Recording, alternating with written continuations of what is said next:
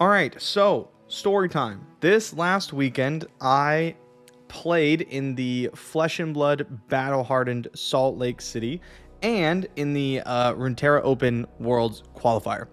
So what happened was I flew out Friday, and I landed in Salt Lake City Friday kind of afternoony time, and I was not sure what I was going to play for my Worlds Qualifier Open. I was pretty sure I was going to play Dark Donger, Heimer Jace, Vaintrox, and then a third deck.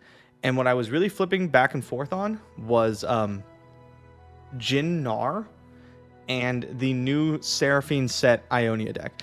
Now, here's the problem with the Runeterra Open, is that there's two decks that were kind of good. And in my opinion, that was Vaintrox and Heimer Jace Shadow Owls. Those were the two decks in the format that were kind of good. And every other deck in the format was bad. If anybody tells you otherwise, they're lying. Every other deck in the format was bad. Dark Donger and Vaintrox, also not that great, but they're like just good enough to be better than everything else. So you basically had to pick a couple medium decks and then some medium minus decks and make your lineup. Very low power format. Felt not great. I'm actually really excited to never have to play that format again. I did not enjoy it. So what I did was, Vaintrox, Dark Donger, and then flipping back and forth between Jhin Gnar and Ionia Seraphine. Ionia Seraphine. And the night before, I'm basically just jamming games, and I'm winning my games with Jhin Gnar, and I'm losing my games with Seraphine and Ionia. So I go, well, I guess we're going to play Jhin Gnar. So I queue up Donger, Jhin, Vaintrox, right? Submit my deck list for the Flesh and Blood event, which is a PTI event, a Pro Tour invite event. First place gets a Pro Tour invite, which is basically a bankable invite to any tournament that you want to play in. That could be Nationals, Pro Tour, Worlds. I think those are basically the only ones that you'd use PTIs for. I have a PTI. However, I'm going to use it to play in Barcelona for Worlds coming up in like December or something, at the end of this year, basically. And so I'd really like another one, because playing Flesh and Blood without a PTI feels really bad. It feels like you're naked. You're like, damn, if there's a tournament, I won't be able to go. It's November. Thanks, Peter. Okay, so get to the Airbnb. It's me, Yost with the Most, Peter, and Andy. We're all hanging out. We're playing a little bit of Runeterra, getting ready, playing a little bit of Flesh and Blood. I send in my list the night before online for this tournament, right? Because you can just build the list online, and it gives me an error message, and I'm like, well, that's not good. So I go to submit it again, and it says, hey, you already submitted, don't worry about it. And I go, okay, cool. So then we go to sleep, wake up, drive into the tournament, start playing Runeterra, right? Drive into the Flesh and Blood tournament, start playing Runeterra. Things start really well. I'm basically just like blowing my opponents out of the water, because like my decks did the thing. I don't know about you guys, but my experience with this Runeterra Open were that like I think like 3 of my games were actual games. Every other game was either I destroyed my opponent destroyed me, and like none of our decisions mattered, is what it felt like. It felt really bad. But I started off on the lucky side, going like 4-0. Jhin Control got banned a few times. Donger and Vaintrox did the thing. Get to the Flesh and Blood event. I go and I say, hey guys, I got this error message. Just want to make sure all's good on my deck list. And they say, yeah, we don't have your deck list. Fill out this sheet. And I'm like, oh no, that's not good, because the tournament starts in 5 minutes. So I start just scrambling to write out my Flesh and Blood deck list, which takes like a long ass time, right? It takes so long. By the way, I'm playing Icelander. I don't know if I said that. The Ice Wizard. Favorite hero of mine. I love the wizards. And so I'm scrambling to fill out this deck list. I finally get it done, and I turn it in. Boom. Round 1 pairings. All right, cool. Dope. Whew. I'm ready. I'm feeling a little stressed out, because I'm feeling stressed out because of like the deck list thing. I'm trying to jam as many Runeterra games as possible, because I won't be able to play in between matches of Flesh and Blood likely, because Icelander's a slow deck. You play ice. You're trying to like slow the game down. And you have to make quite a few decisions, so sometimes you have to like tank. I'm like, okay, so if, it's 6 rounds of Swiss for the Flesh and Blood event. If I played 4 rounds of Runeterra before the event, then I still need to get 9 total wins in Runeterra. So 5 more matches at least. And it closes at 8 p.m., basically. The queue closes at 8 p.m. And the tournament's starting a little bit late.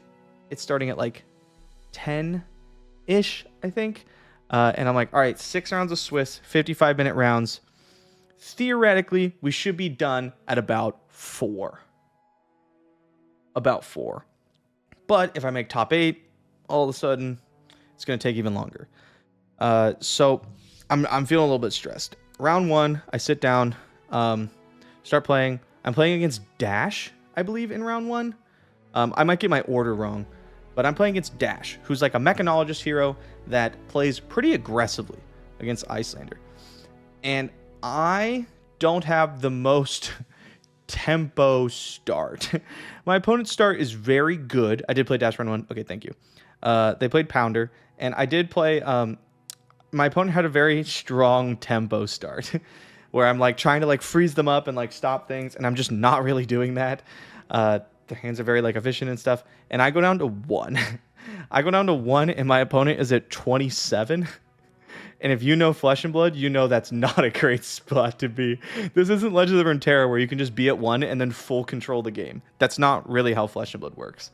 So I'm at 1 and my opponent is at 27. And I'm like, okay, let's do this. Instead of like pushing like 8 damage one turn, I decide to play an Insidious Chill, which is basically a card that says every time you Ice Fuse, you get to strip a card from your opponent's hand. That's pretty much what it means. And so I realized that I'm never going to keep up on the damage race. This is before I hit 1. I'm never keeping up on the damage race. I have to get to a spot where I can just freeze my opponent out for the rest of the game. So instead of like attacking for like 8 and then 7 on like 2 turns, and putting my opponent to like a possible 15, if they decide to no block, I decide to play out 2 copies of Insidious Chill. And then I go, okay, if I live, I'll probably be okay. I've only seen like 1 of my 6 copies of Aether Ice Vein, which is very, very good with Insidious Chill because it also strips cards from your opponent's hand. So I should be getting them. We're about halfway through the deck, so I should be getting like 1 a turn. And draw my next hand, sure enough, red Aether Ice Vein. I block out as much as I can, go to 1, boom, Aether Ice Vein, double chill trigger, strip 2 cards, Ice Vein, strips a card, right, go. Block out, boom, shoot you. And I just like keep doing that, just staying like right on the edge. I'm like 1, just blocking just enough, freezing them out just enough to like keep chipping in my damage. And I end up getting there with the Emeritus Scolding Aether Ice Vein Stormstriders turn, which if you've ever played against Icelander, you know what I'm talking about. That's the big like 12 damage last turn. And that sounds like an Ionia deck. It is. Icelander is an Ionia deck. That's why I like to play her. And so I get there round 1, and I'm like, oh shit, what a round 1. Oh my god. Big deep breath. Right. Round 2, I'm gonna be honest, I don't remember round 2. There's gonna be a lot. I think I play against Lexi. And my Lexi opponent flips over no Arcane Barrier. And if you know how Flesh and Blood works, Icelander does split damage. You can build her all Arcane, but I prefer to do split damage because it's a bit more efficient, and I can put my opponent in weird spots. And so when my opponent flips over no Arcane Barrier, that means that they can't stop any of my magic damage, basically. None of it. And so I go, okay, we're just going to try to like chip in some damage with our physical attacks, and then basically just be like shooting with our spells and stuff, right? Round 2 is no maybe Lexi from Salt Lake. Peter, how do you remember my tournament better than I do, bro? So I go, okay, that's the plan. That's the plan. Now, if you flip over no AB against something like Icelander, you're going to want to block the attacks because you can't block their spells. So most of the cards in your deck block for like 3. So if I attack for 7, you block for 6, right? And you just like, and then you continue with your turn. My opponent did not do that. My opponent I decide to go second. And so I block as much as I can on turn 1. And then it's my turn. And I have a Wounded Bull in hand, which attacks for 8, which is really, really good. And so I just go, Wounded Bull? And my opponent looks at it. And they look at me. And they go, no block. And I'm like, okay. -8, right?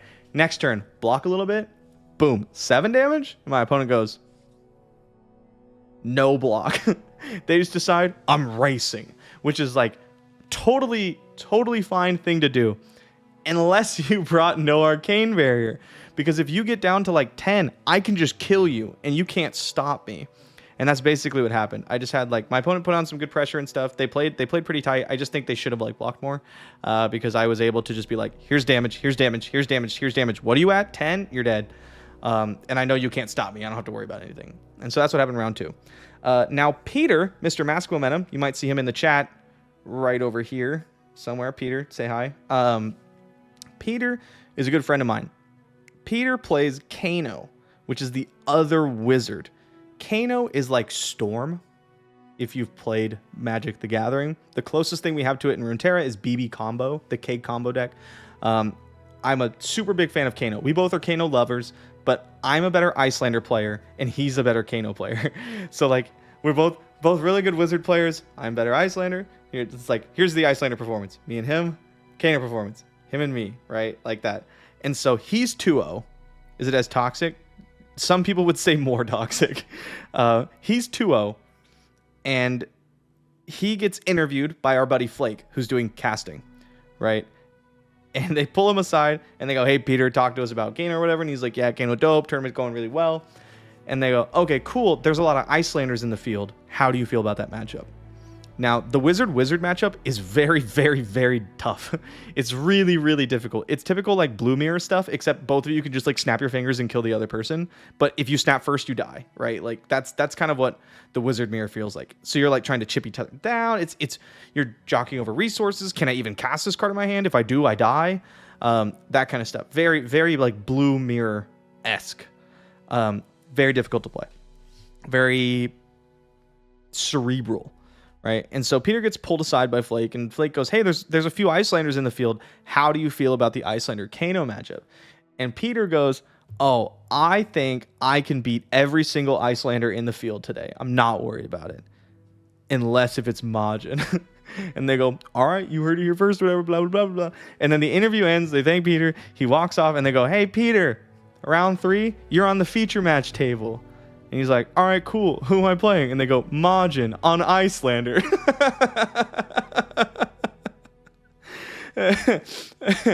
So we sit down and we're just not ready for this. Like, it's like the wizard mirror is already so difficult, and then you're playing on the feature match table, and you know people are like watching, and people are like around you talking while you play on the feature match table. It's really tough.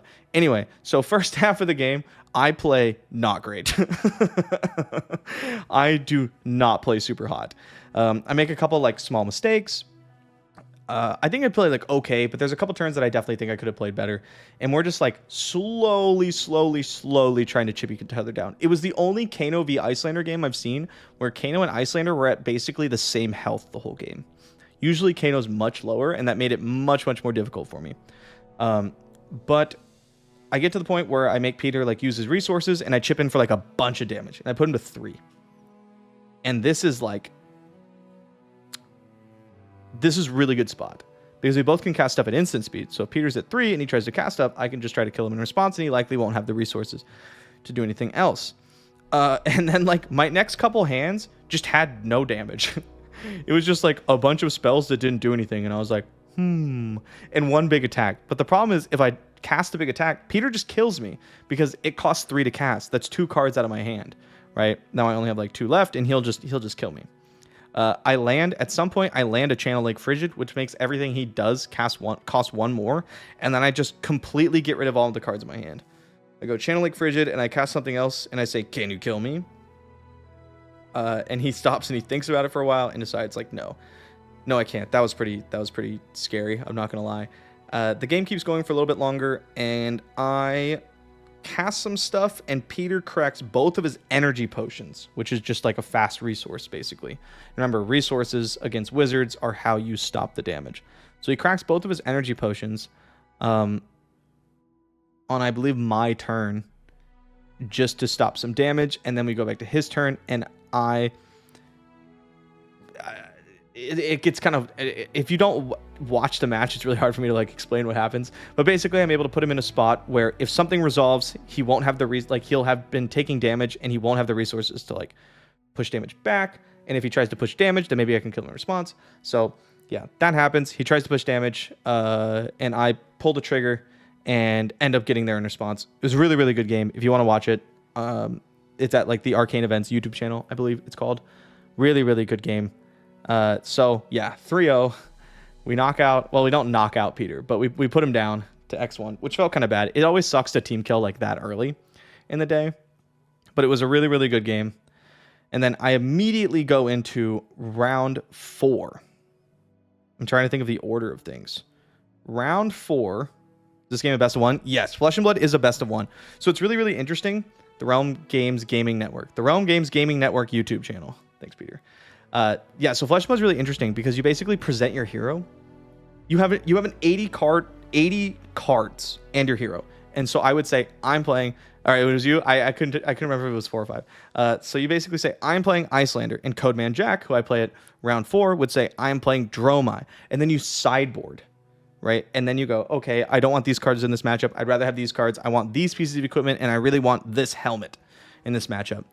And then you shuffle up, present, and you play one game, and it usually takes about 30 minutes to play one game, which is why it's not a best of 3. Flesh and Blood has a lot less like variance in it than normal card games, so it being best of 1 doesn't really like ruin the experience. I'm not a huge fan of like best of 1 games, but Flesh and Blood has so much like play to it, and the games are so long. There's so many decisions that it doesn't feel like, it usually feels like you had a good chance to win every game. So I play Codeman Jack, who's on Dromai. Now, Dromai has always been a bad matchup for Icelander. I'm sure Dark Codius will have something to say about that, but it's basically, if you ask anybody what Icelander's worst matchup is, they'll tell you it's Dromai, who's the Dragon Lady. Yeah, Spider mentioned the cool Dragon Lady. But it's something I have won a lot. It's like, if they get to do this thing, it can be like pretty rough, but usually it's like kind of fine. You just have to play it differently than Icelander wants to play other matchups. The problem is Dromai is the one deck in the format that's harder to play than Icelander. I would say Kano. But yes, I agree. There's a lot of people on both sides that I believe play the matchup incorrectly. Because with Icelander, you need to blitz them. Like, you basically forego. You need to like be pitching your stall tools, like your Channeling Frigids and your Blizzards, to the bottom of the deck early in your first couple hands. That way you see them on the last couple turns of the game, and then you need to be blitzing them. You need to be like pushing as much damage as physically possible. You need to know which things take priority that you actually have to like kill, and which things you just send face. And then in Dromai, you need to know when it's more important to block or when it's more important to develop and push pressure, right? How much resources do you need to keep in order to not get frozen out of your turn? That kind of stuff. So the matchup's really tough, and I'm playing Codeman Jack, and we play a pretty decent game. My hands work out, and I'm able to just kind of make it happen. Things really go my way. I draw pretty well. His draws were like a little anemic. They didn't have enough of the things that you really want in the matchup, I feel like. And again, my hands just lined up pretty well. So I did end up winning. Did end up winning that one. He played really well. Spoiler alert, we play against each other again. But yeah, so currently 4-0 in a 6-round event with only like 60-something people puts me locked at top 8, which is great. Super excited for that.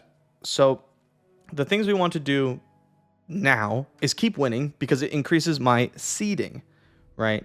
It increases my seeding for the top 8 games. I do sometime in this spot play one extra Runeterra game for the Worlds Qualifier, and I play against Yang Zera. And in our first game, he takes so long. I'm like, oh, I have 30 minutes till my next match. I definitely have time to play one match of the Open before we do the next round of Flesh and Blood. And I queue up against Yang Zera, and I'm like, okay, yeah, sure. And bro, he takes forever to make every single decision.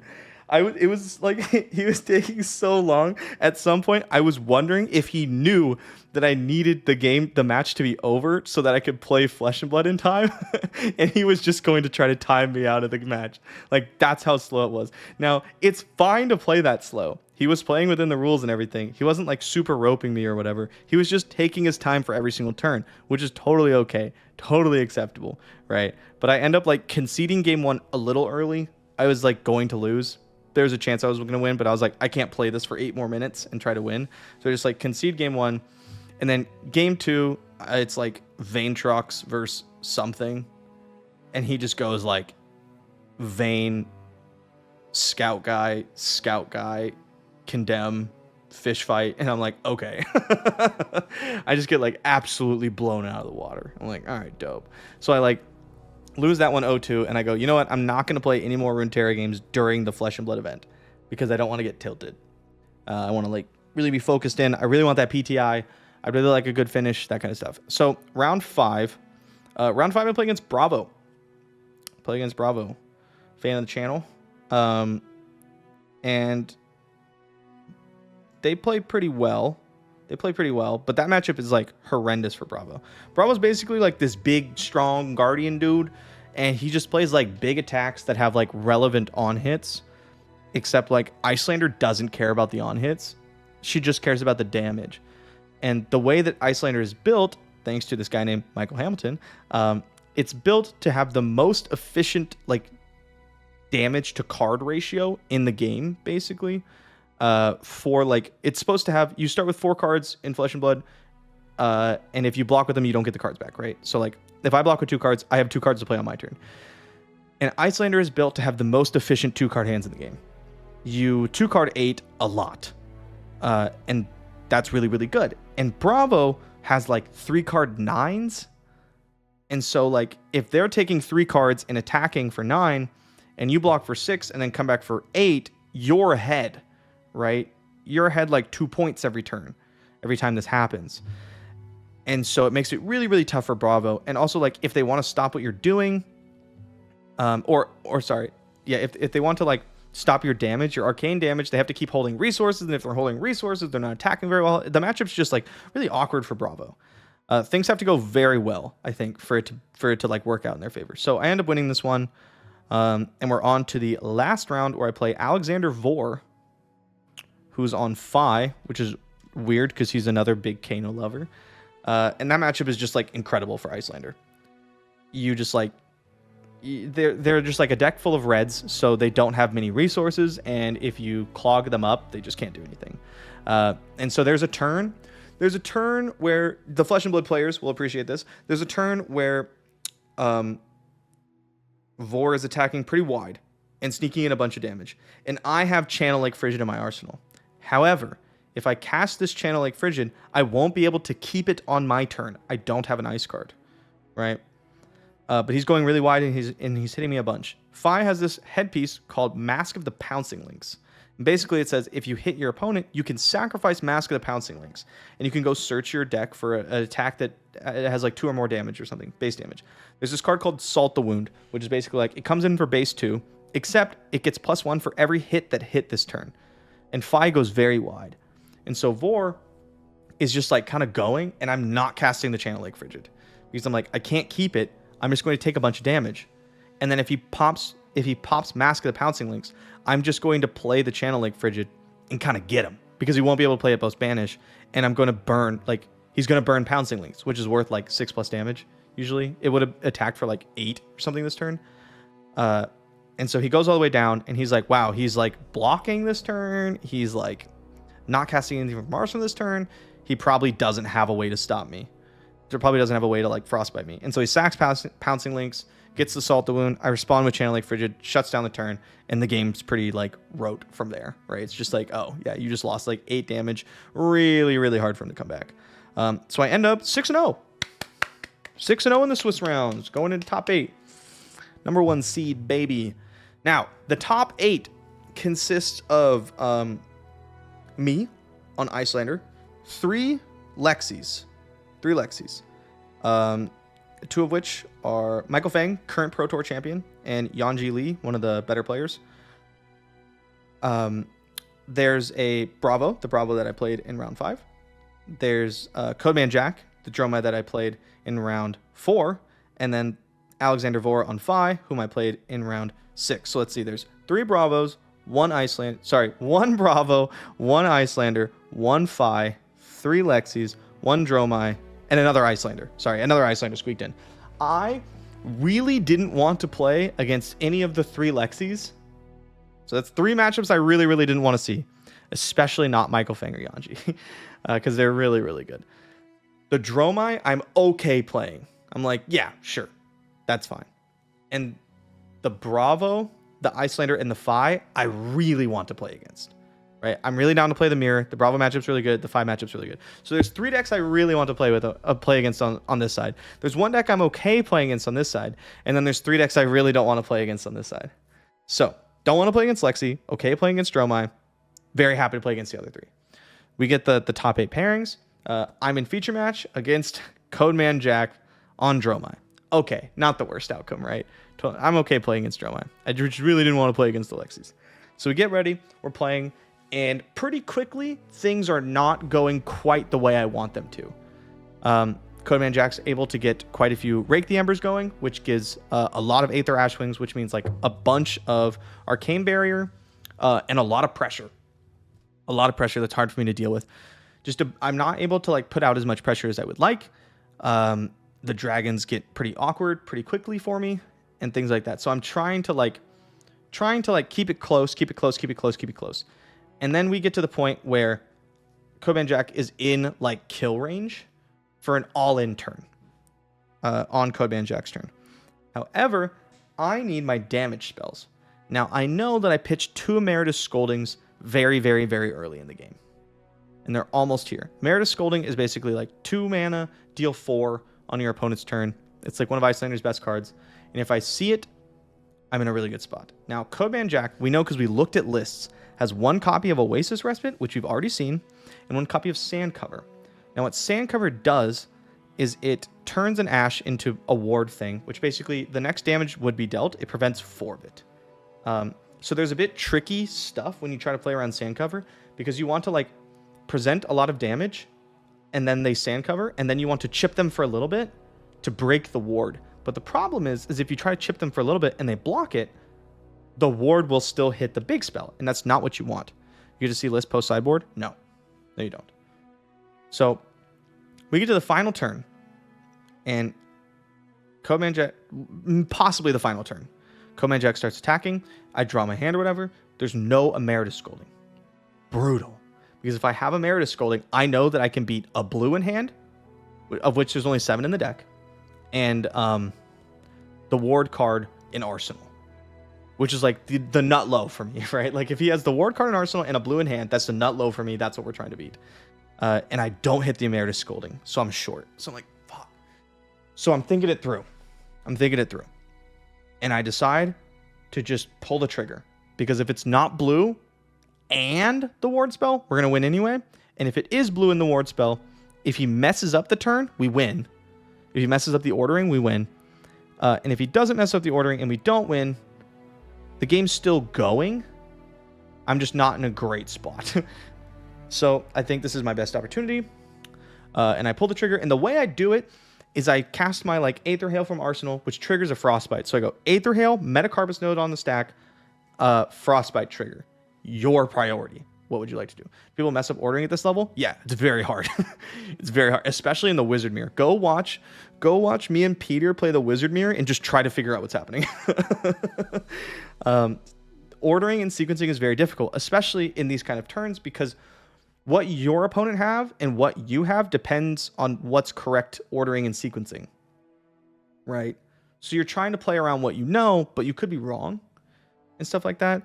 So yeah, we're going, and the way I do it is I stack it so it's like spell, possibly damage buff on the spell, Frostbite. Now the Frostbite makes it so that everything costs 1 more. So if my opponent wants to play out the Sand Cover, the ward card, they have to do it right now or pay a penalty. The more resources they pay, the less they have to stop my damage, right? Now, if 2 Frostbites resolve and my opponent has the goods, which is the blue and the Sand Cover, I'm still going to win. So what I do is I say, this thing, Metacarpus Nodes, Frostbite, and my opponent lets the Frostbite resolve. So I Storm Striders. Cast Ice Bolt from my hand. Same thing. Ice Bolt, Metacarpus Nodes, Frostbite. What would you like to do? Now, if Codeman Jack lets this Frostbite resolve, he loses the game no matter what his hand is. So he correctly casts the Sand Cover, which is bad for me. Cast the Sand Cover, pitching a blue. Boo. Boo. So I do what I can. push as much damage as I can, and it's not enough. I'm one short. So I decide not to pop the nodes. I block, and the game keeps going. Now, I have poppers coming up, which basically means I get to pop a dragon that's attacking, and it just ends his turn, unless he has an extra action point. There's a dragon that gives him an action point if he plays it or attacks with it. So I draw up my next hand, and boom, there's 2 of the Emeritus Scoldings. It was the 5th and the 7th card, I think. It was the next one's coming up. I was like, oh my god, if I'd gotten 1 card deeper, we just had it on lock, right? And so yeah. I'm like, damn it. That's okay, though, because we also have a popper. So all that needs to happen is my opponent needs to not have drawn Chromai, the dragon that gives him extra action points. And then I just get to pop a dragon, go to my turn, put Emeritus Scolding in Arsenal, and he can't stop me, basically. And then he just goes, Chromai? And I'm like, no. And I believe this turn, I like Blizzard. I don't remember if this is the same turn, so I'm just going to say the important stuff that happened. And it might be not factual, but it gets the point across. I Blizzard, which means that Codeman Jack needs to pay for it in order to get Go again. Now, if he doesn't have Go again, he still has an extra action point because of Chromai. But then if I pop Chromai, he no longer has Go again, and his turn ends, right? So Codeman Jack decides to pay for Blizzard, which is the correct thing. There's a Frostbite. So if Codeman Jack wants to continue attacking, he needs to pop the Frostbite. Now, I believe this is what happened. Icelander has a weapon called Waning Moon that says when you cast a non-attack action spell, you can activate Waning Moon, and it does 2 damage on your turn or 3 damage on your opponent's turn. Now, Icelander will generally cast blues from her arsenal because she's allowed to do that at instant speed because of a hero power, and then Waning Moon your opponent for 3 on their turn. That's a lot of how her damage works. And so I cast Blizzard, which is a blue instant spell. You cannot Waning Moon after an instant spell. It needs to be a non-attack action. However, we're super fucking deep in this tournament, and we're super, super deep in this really tough game. So I totally understand why that happened. It seemed like it was a bit of a brain fart. So Codeman Jack pays for the Blizzard, goes to attack, which is going to win the game. If he attacks with all the dragons, he's eventually going to win the game. Looks at his resources, looks at his hand, looks at my Waning Moon, and goes, oh no, I can't attack. I've made a mistake. And I look up at him knowing, yes, you can attack. No, you did not make a mistake. And I say, nothing. I just go like this. Give a little nod. And so he goes, pass turn. And it sounded like angels singing in my ear.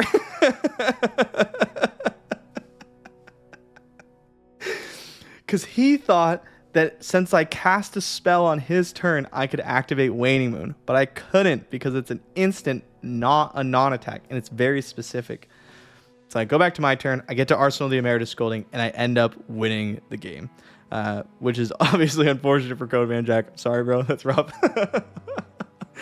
But I was very happy to make it through the top 8. We played an incredible game. It was a really, really fun one. One of my favorites of the weekend for sure. So I don't know what's happening with the other players in top 8 because I'm in feature match and I'm like locked in, right? And so all I'm hoping is that the Bravo, the Icelander, and the FaB won, right? I want to see these guys. I don't want to see the Lexis, especially not Yanji and Michael Fang. And so I look around and guess who's left? It's a Bravo. Let's go. And it's Michael Fang and Yanji Leon Lexi. Not what we wanted to see. Lexi is Icelander's worst matchup. And you never want to play the Pro Tour champion on your worst matchup. So I walk over there and they offer me a top 4 prize split, which I snap take. Basically, first place was like 2,000. Second place was like 800. And then third and fourth was like 400 or something like that. I didn't do the math. But basically it comes out to like $1,000 for each person. And I was like, absolutely. Yeah, sign me up. I'm super down for prize splits. I love prize splits. And so I go into the semifinals match. It's Michael Fang versus Bravo. Pro Tour champion versus Bravo, which is the matchup that I wanted. I wanted to play against Bravo. And I'm playing Yanji on Lexi, which is very scary. Yanji's a very talented player. So we play out the match, and we're not feature match this time. We play out the match, and it's basically like the way the Lexi Icelander match works out is you have to, from the Icelander side and the Lexi side, you have to know exactly what your opponent can do at all times. Because if you sequence your stuff wrong, if you try to freeze them up, and if you spend resources to try to like freeze them up and it doesn't work, you just explode. And if the Lexi like doesn't know exactly what you can do and gets frozen up, then they can lose tempo, right? But it's definitely better for the Lexi side. So does that mean pool all top 4 money and split evenly? Yes, that is what prize splitting means. So we're playing, and it's tough. His hands are strong. They're really good. I had one of my friends, Andy, who plays a lot of Lexi, was actually standing behind, not quite, but like behind off to the side. The way he was watching it was he could see Yanji's hands, and he told me afterwards, he was like, I was so worried every single turn because his hands looked like they were gonna blow you up. He was like, you had to finagle your way through every single turn to not just like super die. And so that's what we try to do. We try to just like finagle our way through turns to not super die. We had some attacks late to try to like push, to force like Yanji to block inefficiently. Now Yanji did draw only 1 copy of 3 of a kind out of the three copies. Very strong card in every matchup, just an incredible card. So got a bit fortunate there, and things did end up coming together for me, and we did squeak out the W in that one. We did win with the Storm Striders. The Storm Striders line. We're in the finals. So here's the problem. We finished the game. It was pretty quick. Yanji and I, both very fast players. I look over at Michael Fang versus Bravo, which usually is a pretty like slow matchup. I look over and I can't quite see what's going on. So I go, hey, Peter, how far into this match are they? How much longer do they have? And he looks back at me and he's like, yeah, bro, they've played like 4 turns. So he's like, you can definitely play an LoR match. So there's a picture of me. I'm going to try to find it. There's a picture of me on Twitter rolling up my Flesh and Blood like mat while I'm in queue. While I'm in queue for a Legends of Runeterra game. Hold on. I got to find it for you guys. Because it's very funny. There's a couple like very funny pictures that came out of this weekend. I know this is probably like not the most exciting way to look at it. Anyway, so yeah, loading it up. And what we really want is we want Bravo to win. The longer the game is going, it doesn't look super great for the Bravo. The only like way they win is by fatiguing the Lexi. And fatiguing means that they run them out of cards, right? So Bravo's trying to like run the Lexi out of cards, and it's kind of looking like they might get there. And then Michael Fang casts a Remembrance, shuffles some cards in the deck, and we're like, oh shoot, this is over. I'm gonna have to play Lexi in the finals. I'm gonna have to play the Pro Tour champion on Lexi in the finals. I don't want to do that. Anyway, here's that picture. It's super funny. I'm rolling up my mat, finishing the game, and here I am in queue. You can't see that. Here we go. Rolling up my mat in queue on my phone all at the same time. Didn't even I was like, let's get in queue and then I'll pack up my stuff. So that's what's going on here. Thought that was pretty funny. Okay, so yeah, we're in the finals. We really want this win, right? Really want this win, because if we win, we get the Pro Tour invite and a gold foil, which is usually worth some money. This is the big one. Sit down, playing against Michael Fang, very strong player, on our worst matchup. Not stoked about it. And we play the game, and Michael Fang's sequencing is very clean. The whole game. Very clean. He clearly knew exactly what my deck was capable of at all times, and played around it as best as he could. I like to think that I played pretty well as well, but it was a really tough game. We were kind of like, he was ahead in life by about 5 to 10 pretty much the whole game. until like near the end, which is kind of what you want to do. Icelander's main goal is just keep your opponent kind of even on life. You start with less life and your equipment doesn't block very well. Your goal is to keep them kind of even on life, because then you get Storm Striders and you can guessing at instant speed, so you kind of get to take like one extra turn during the game. And so you like get them low, and then you take your like free turn and try to kill them in response to them trying to kill you. So we're playing super long game, and we're down to the wire. Now there's a card called Codex of Frailty, which is insane. It's an insane card.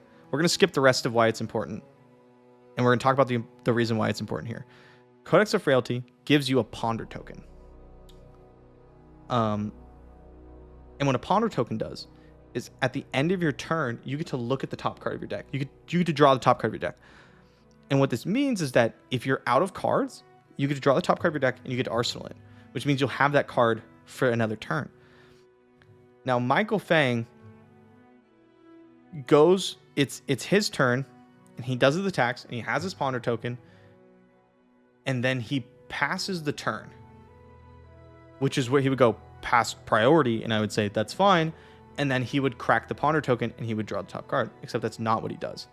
He says pass priority, and I said that's fine, and he tiles 4 cards off his deck and puts the deck down. So he picks up his deck, takes the 4 cards he would draw off it, and puts the deck down. Before he picks up the cards and looks at them, he goes, wait, Ponder token. And I'm like, because that's really close, right? Like, clearly my opponent's intention was to draw their hand. The turn was over. However, no game action had been taken that meant we couldn't rewind, right? He hadn't looked at the cards. Nothing changed. You just put the 4 cards on top. You draw the top card, resolve the Ponder token. Now we're at like end game scenario here. Every single card matters so much. So I'm at like 3 life. He's at like single digit life as well or something. And I look to the judge and I'm like, And I look at the head judge who's obviously watching the match. And he goes, he's like, I think the ruling here is that you don't get to Ponder token because you missed it. You clearly meant to like take your turn. And we passed the moment. And Michael Fang goes, well, can I appeal? And he knows that like, no, you can't really appeal because that's the head judge. So the head judge goes and confers with another judge. And basically comes back and says, sorry, we're not going to give you the Ponder token. So Michael Fang misses the Ponder token, does not get the card.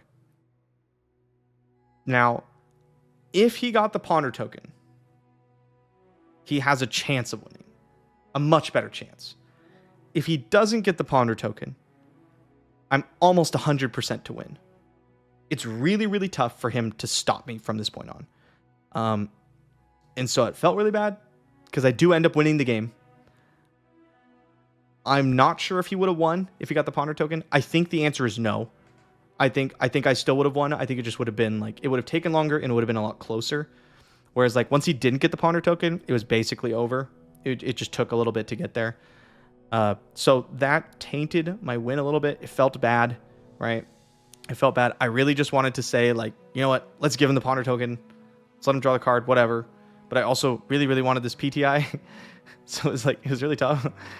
He played an incredible game. Very, very good. The Dromai game, the Kano game, and this last finals, I was on camera for. You absolutely should go watch them if you're interested in these games at all.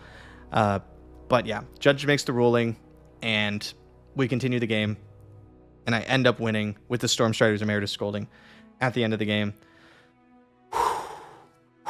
Get there. And I'm stoked. I'm super stoked. I'm very, very happy. I got to play got to play my favorite hero, got to win the event, get my Pro Tour invite. Peter says, small note, this head judge is the head judge in the US, basically makes the ruling. Yeah, this is the guy who makes the rules for the future tournaments, pretty much. So GG, well played. Thank you. GG, man. How was you to you? Do you mean how was he to you? Very respectful. Michael Fang's a very nice guy. He wasn't like, he was clearly like not happy about the way that the call went, but he wasn't not happy at me, which I appreciate because it was not my fault. So like him and the judge went and talked afterwards. I've never seen Michael Fang be even like upset at anyone. ever. Very, very nice guy. So, yeah, we win. I get to open the gold foil. So I get the gold foil. Now, some of the gold foils are worth like a lot of money.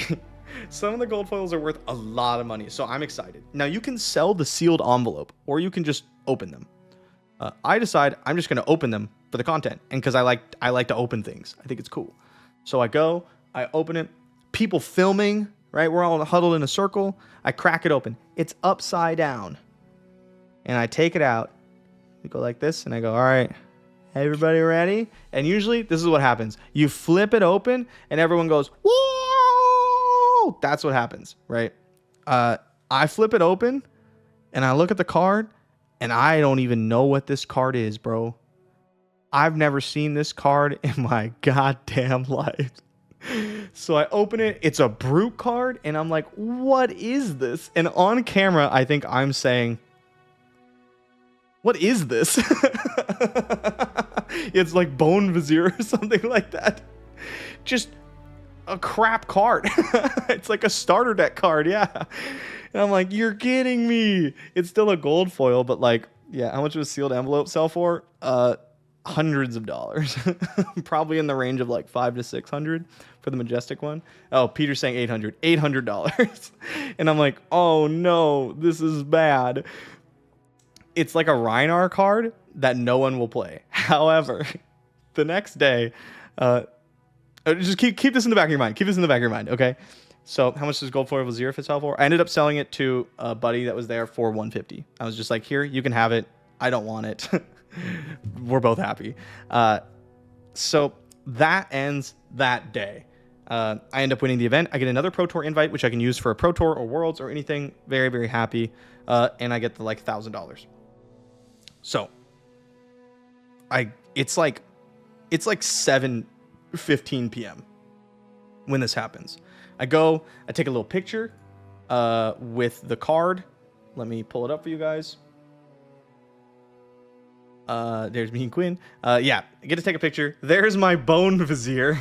And then obviously Icelander standing next to the Icelander banner just to rep the wizard gang. Yeah, and woo, Bone Vizier. Bad. Okay, so it's 7:15 p.m. The queue ends for the Runeterra Open at 8. I'm 4-1, 4-2, 4-2. I have to win 5 in a row in like 45, 50 minutes. It's not going to happen. But I do my best. So as we're like walking out of the venue, I'm jamming games. Everyone's coming up. They're like, yo, man, congratulations. That's so sick. Like, love watching you play. Congrats on the win. Blah, blah, blah, blah, blah, blah, blah, blah, blah, blah, blah, blah, right? And here's Flake taking a picture of me jamming games on the escalator out of the convention center. Just trying to get my games in. I end up not making it. I just lose to like champ strength on turn 6 kind of games. And I'm out at 4-3. Very sad. Very sad. Dude, impressive to have mental fortitude to keep playing after such an exhausting day. It was an exhausting day. It was a really exhausting day. So we go back to the Airbnb and we start talking about what we're going to play the next day. Sunday is the Battle Hardened. There's 2 PTIs up for grabs, and the format is Blitz, which is basically like a much faster format where you play the young heroes instead of the old heroes. And there's different like legal rules. Icelander is not legal in Blitz. She got Living Legended out. So I'm playing Chain. Now, the reason I'm playing Chain, who's a Shadow Runeblade, is because I'm not allowed to play Kano. Kano is the wizard of the format. I want to play Kano. However, Peter also wants to play Kano, and Peter has really good results on Blitz. Now, we have a team event coming up where it's going to be me, Mask Momentum, and Yost with the most. Who's Peter?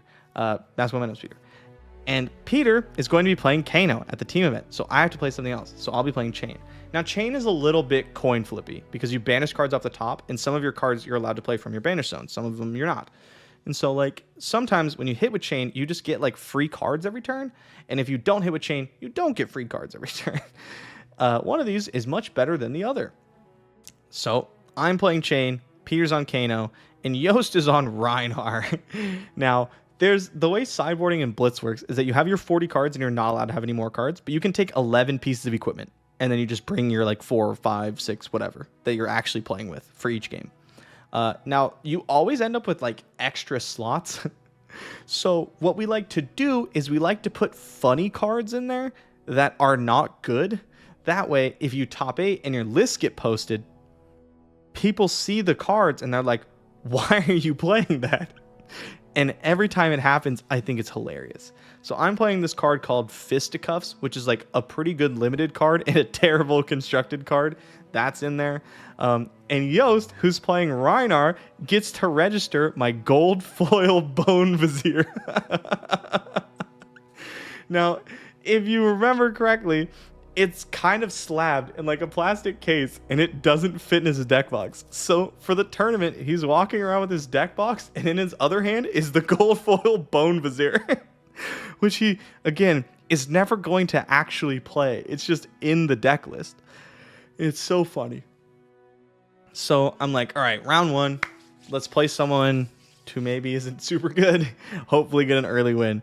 And I play Yanji round 1, the Lexi that I played in the semifinals. And I play him on camera and it's not going super good. I'm not really hitting the way I want to be.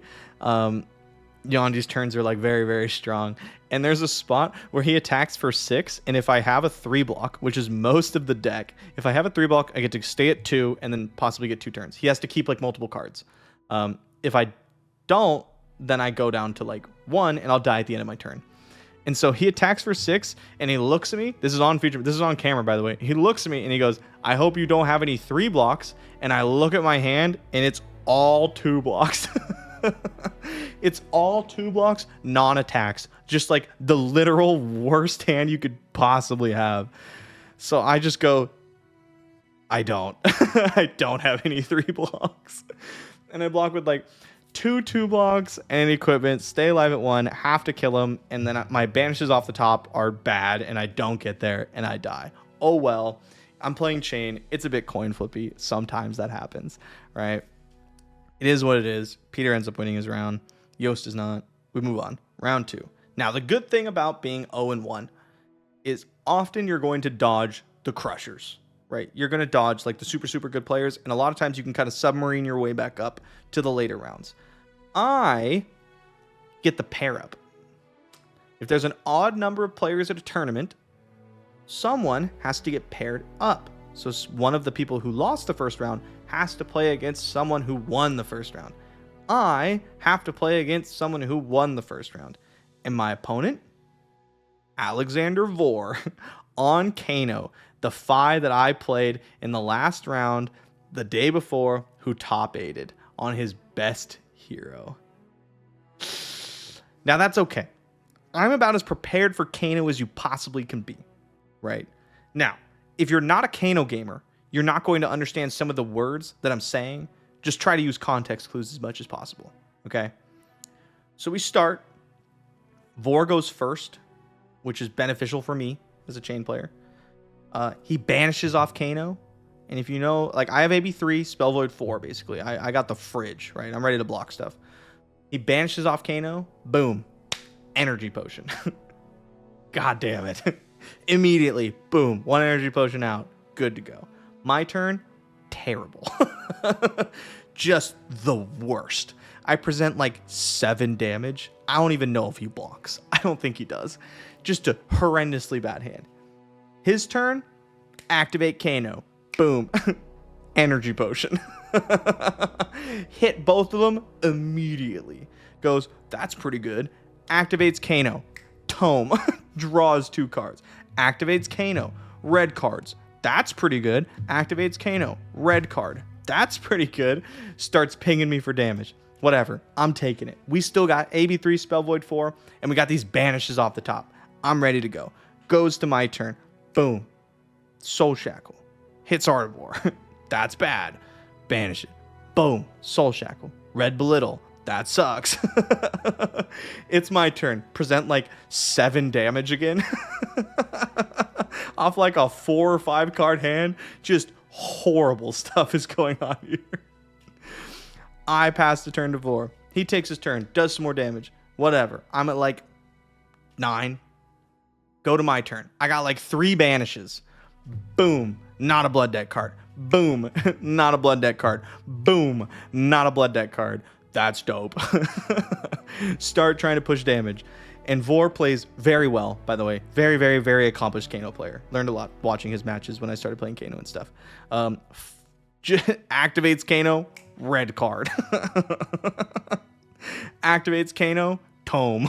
Draws 2 cards and just kills me. Just kills me through like 3 blues, Spell Void 4, Arcane Barrier 3. I'm like, this fucking sucks, man. I never want to play this deck ever again. So I'm 0-2. I'm out of the tournament. Vor top 8s. Yanji wins the tournament. So I lost 2 in a row and played 2 top 8ers and the guy who won the tournament. And just like low rolled my ass off. I was so bitter and upset. I was like, God damn it. But then I just stayed at the venue and I watched Peter play and get 10th. He's X and 2, didn't quite get there. Hits 10th, doesn't make it in a top 8. Everybody's crushed. The bubble boy yet again. But then I was talking to Peter afterwards and I'm like, bro, this deck just like, it's not doing it. And Peter and I more like debated about the chain list the entire time.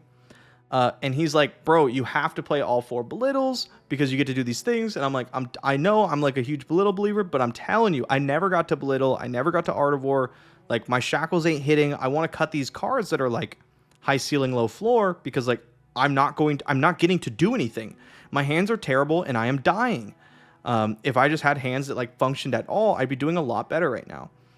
And he was like, no, bro, these are the best things. You have to do it like this. And I'm like, it's Peter. I played like 6 rounds of this deck throughout the weekend and not once did I get to do any of those things. And he goes, all right, sure. And he goes, how about this?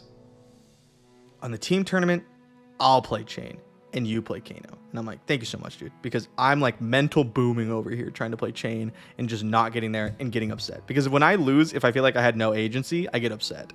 And Kano's the only Blitz deck where I feel like I have agency. So I'm like, hey, Peter, can we play a couple games? Let me play Kano, you play Chain, right? Now, if you remember correctly, when I would have 4 to 5 card hands, I was telling you that I was presenting like 7 to 9 damage, right?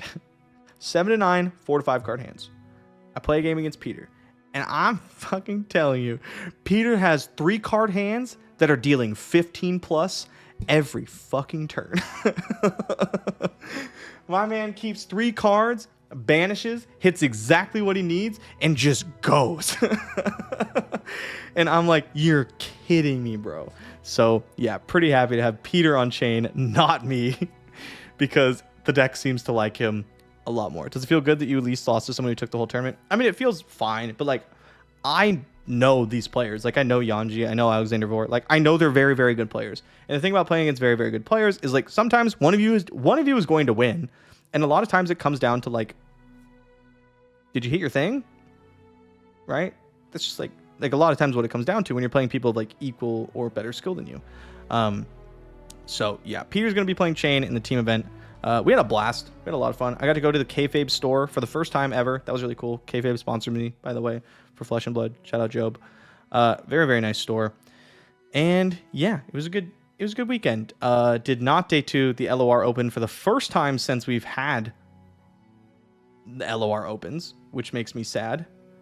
FaB Friday store event. You got robbed. Okay, so it was a Super Armory, which is kind of like a Friday Night Magic, like a more casual thing. And they were just going to cut Swiss standings after round 4, and first place gets a playmat and some other stuff, right? And so both Peter and I are 4-0 after round 4. And then they just roll a die to see who gets the playmat, and I get it. So I get first place and Peter gets second place. And we never even had to play each other. And that's what he means by getting robbed. But it was really funny.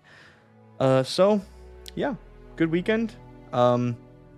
Excited to get a variety patch for Runeterra, excited to get back into Eternal, and excited to play some more Flesh and Blood, especially now that I have another PTI. And that's my weekend story time. It was a lot longer than I expected. I hope you guys enjoyed it. Thank you, everybody, for coming. Hopefully we can get some more of these. I'll be at another tournament for Grand Archive, actually, this coming weekend. And yeah, thank you guys for coming. See you next time.